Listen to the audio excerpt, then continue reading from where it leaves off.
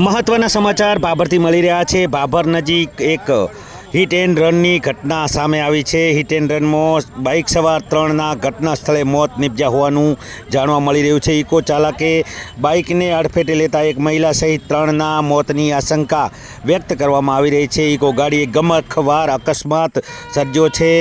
Eco ગાડીએ બાઇકને અને મહિલા ભાભરના ખારાથી બોરિયા સુધી ઢસડ્યા હોવાનું પણ જાણવા મળી રહ્યું છે। ગંભીર અકસ્માતમાં યુવકનું તો ઘટના સ્થળે જ મોત નીપજ્યું હતું। આ બાઇકમાં 3 વ્યક્તિ સવાર હતા।